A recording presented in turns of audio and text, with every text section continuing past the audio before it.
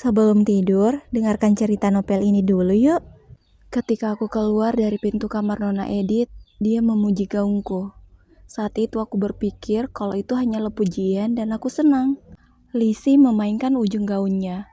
Gaun yang dipakainya hari ini adalah hadiah dari Cillian. Dan dia ingin Lizzie memakainya di pernikahannya.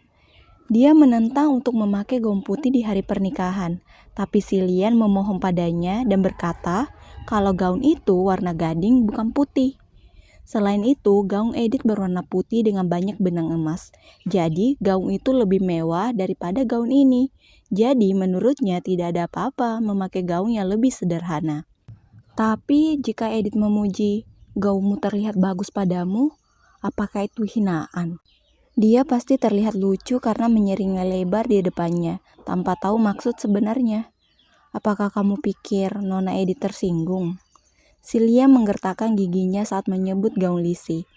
Betapa pengecutnya berbicara pada Lizzie yang polos, padahal dia tahu betul bahwa keluarga Ludwig lah yang menyiapkan gaunnya. Tapi Cillian tidak bisa melihat kesedihan hati Lizzie saat menyebutkan hal ini. Mustahil mengingat gaun yang dikenakannya hari ini. Tidak mungkin dia iri pada gaunmu. Oke, Nona Edith cantik hari ini, sangat berkilau dan dia sangat terbuka. Apa maksudmu, Cillian? Bagaimana mungkin kamu menyebut istrimu seperti itu? Kata Lizzie kaget. Cillian meredahkan amarahnya. Maaf, itu adalah kata-kata kasar yang aku ucapkan di depanmu. Seharusnya kamu meminta maaf pada Nona Edith, bukan padaku. Tidakkah kamu merasa bersalah padanya? Dia datang ke sini sendiri tanpa kenal siapapun, hanya percaya padamu, dan kamu seharusnya berada di sisinya. Namun, kepedulian Lizzie terhadap Edith mematahkan hati Cillian. Dia menarik pergelangan tangannya dan berkata dengan suara pelang, "Apa maksudmu berkata seperti itu?" "Cillian, kamu kejam, Lizzie. Apakah kamu tidak peduli bagaimana aku menjalani hariku hari ini?" Mata biru Lizzie bergetar. Lizzie adalah seseorang yang tidak memberikan pendapatnya tentang pernikahan ini. Mungkin itu adalah caranya menenangkan hatinya. Lizzie, Cillian, aku... Saat Lizzie tidak tahu berkata-kata, Cillian mengangkat dagunya, mengamati wajahnya yang menggemaskan. Betapa nyamannya melihat sesuatu yang manis dan polos, seperti spring yang bersinar. Cillian perlahan mendekatkan bibirnya kepadanya. Lizzie? Jika bukan karena gangguan itu, Cillian mungkin sudah menciumnya. Klip? Menjauh dari Cillian, Lizzie melambaikan tangannya pada klip dan tersenyum aneh. Pria itu sungguh. Cillian menggerutu, tapi Lizzie berpura-pura tidak mendengarnya. Klip yang telah mengganggu momen berharga itu mendekat, seolah dia tidak mengetahui kejadian yang baru saja terjadi. Aku kaget kamu tidak ada di kamarmu. Ini sudah tengah malam. Tapi Cillian, mengapa kamu ada di sini, bukan di kamar pengantinmu? Jika kamu merasa bersalah padanya, adikku, pergilah dan hibur dia. Aku tidak ingin membuat skandal kalau aku menginginkan istri saudaraku. Karena Klip menolak untuk menyerah pada Lizzie, maka Cillian lah yang mundur. Jika ada kabar kalau kedua anak Ludwig bertengkar gara-gara Lizzie di malam kedua pernikahan, maka Lizzie yang akan dapat masalah. Dia tak mau hal itu terjadi. Rasa sakit hati yang didapatkannya seperti diiris oleh pisau tajam. Cillian pergi ke ruangannya dan mengambil minuman. Itu adalah salah satu malam di mana dia menjadikan minuman untuk membantunya tertidur. Aku mencoba tertidur sampai matahari meninggi di langit. Tapi pagi harinya mataku terbuka dengan sendirinya. Meskipun aku sudah berperan sebagai Edith, tapi jam alarm sebagai pegawai kantoran masih melekat di tubuhku yang harus bangun di jam 6 pagi. Oh, aku lelah. Sebenarnya aku menduga kalau tubuhku akan sangat lelah, tapi ternyata semuanya masih bisa kutahan. Wow, ini adalah stamina umur 22 tahun. Bukan, stamina orang sehat. Aku bahkan tidak sebugar ini di umur 22 tahun. Jadi, ini kekuatan dari olahraga, bukan dari umur. Ini bagus, aku menyukainya. Aku sangat senang kalau aku tidak sakit setelah apa yang aku lalui kemarin.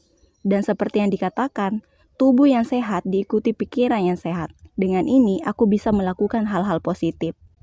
Jika aku berbuat baik, aku mungkin bisa hidup sebagai anak menantu yang disayangi. Suamiku mungkin memikirkan wanita lain, Tapi mertuaku tidak mungkin sama. Dulu aku pikir kalau aku akan membenci mertuaku ketika aku menikah. Tapi aku tidak peduli selama aku bisa disayangi oleh mertuaku. Oke, pertama-tama ayo sapa mereka. Ini mirip tradisi Korea. Tapi aku pikir tidak ada mertua yang akan marah disapa oleh menantunya di pagi hari setelah pernikahan.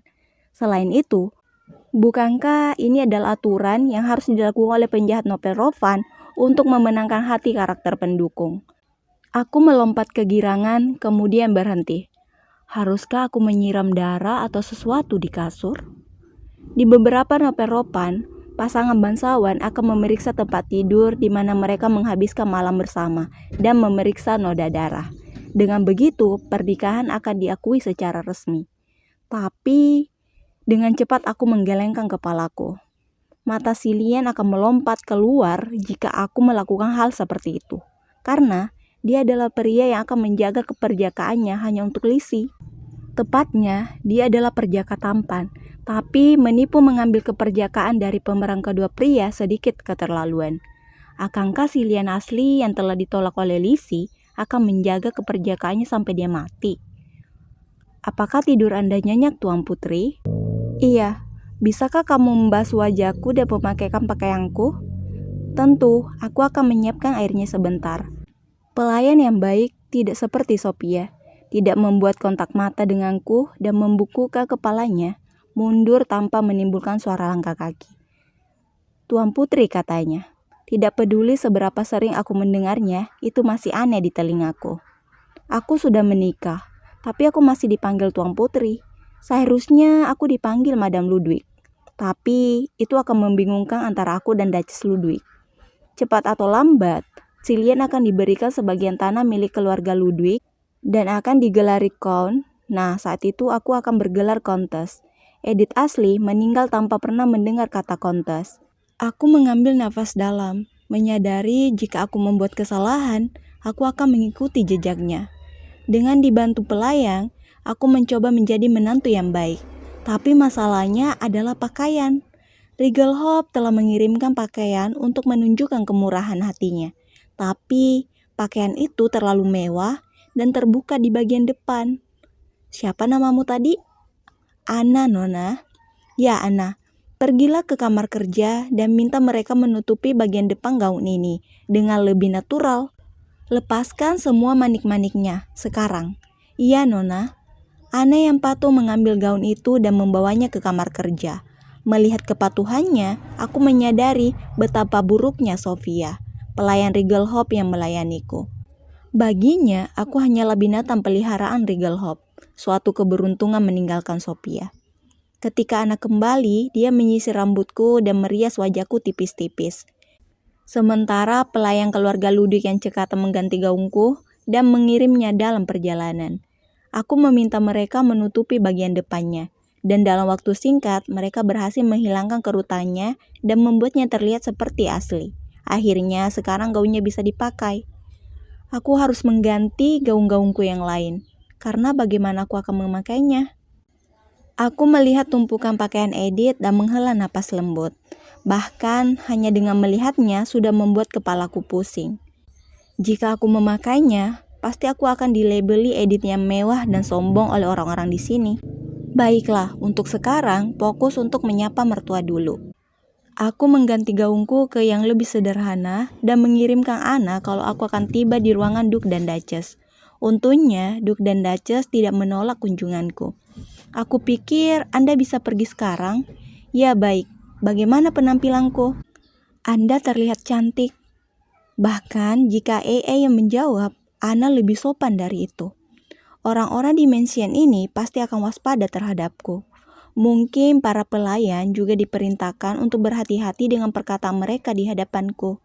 Aku memutuskan untuk bermurah hati dan pengertian kepada Anna. Jika kamu bilang begitu, maukah kamu mengantarku? Baik, Tuan Putri. Meluruskan punggungku tapi dengan senyum di wajahku yang tidak menimbulkan kesombongan. Aku berjalan menuju ruang tamu kecil yang terhubung ke kamar Duke dan Duchess. Terima kasih sudah mendengarkan. Selamat tidur.